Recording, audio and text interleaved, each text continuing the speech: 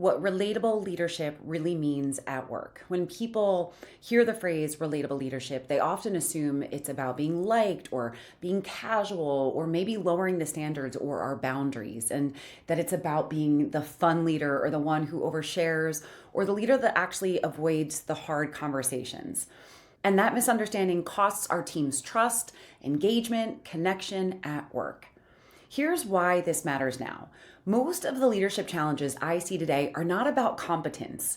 We are capable, we have knowledge and skills. Our problem is around connection. Teams aren't disengaging because leaders aren't capable or driven. They disengage when leaders feel distant, unclear, or inconsistent. And that gap shows up pretty quickly in today's workplace. People are working across generations. We're working across time zones, across screens. There's less of that formal interaction and fewer moments to course correct in real time. So when leadership feels confusing, or most importantly, disconnected, people don't always speak up. They end up pulling back. And so relatable leadership, the way that I define it, it exists to close that gap. What relatable leadership is not, it's not about being everyone's friend. It's not about lowering your expectations or reducing the boundaries.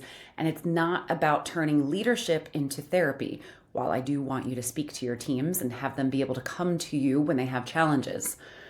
Real leadership doesn't mean that the leader stops leading. It means that they lead in a way where people can actually understand and engage with you.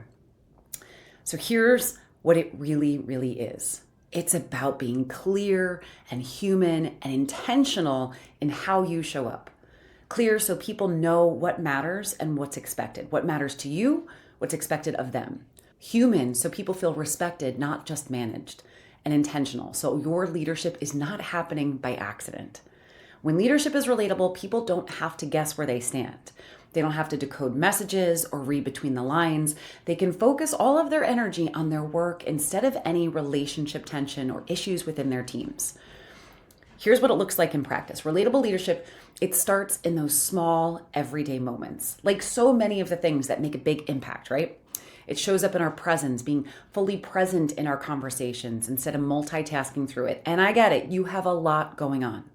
It shows up in our communication, saying what needs to be said clearly without over-explaining or avoiding discomfort when it does need to deal with a challenging situation. And it shows up in making our impact visible.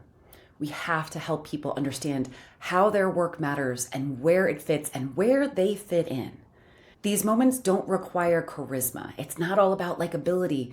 It requires awareness and effort. And over time, those moments build trust. We have to connect to those real workplace challenges. Relatable leadership is how conflict is handled without damaging relationships. It's how inclusion shows up in meetings, not just in a value statement or a mission. It's how emotional intelligence becomes a daily practice and not just a buzzword. Most leaders don't struggle because they don't care. They struggle because no one ever taught them how connection actually shows up at work. Relatable leadership gives language to those moments. In close, relatable leadership is not about changing who you are. It's about changing how connection shows up in the way you lead and the way that you communicate with others every day. This is the work I do with leaders and teams, not to make leadership easier, but to make it more effective, because when leadership feels human, engagement follows. I'm Rachel DeAlto, communication and leadership expert. More resources are available on my site, racheldealto.com.